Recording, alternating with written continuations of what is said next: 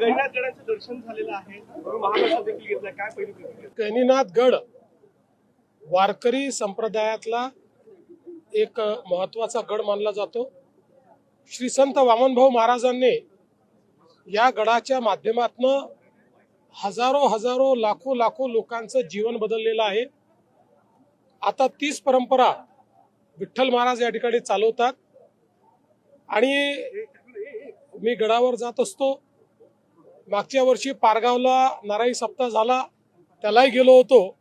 त्याचवेळी म्हसोबाची वाडी इथल्या ग्रामस्थांनी मला यावर्षीचं निमंत्रण दिलं होतं।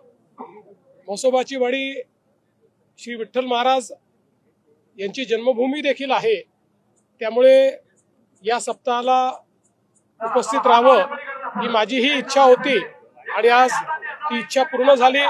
पुन्हा वामन भाऊंचा आशीर्वाद मिळाला आणि प्रसादही मिळाला, मला त्याबद्दल खूप समाधान आहे। इथली भाविकता, इथला भक्तिभाव हा अतिशय सुंदर आहे।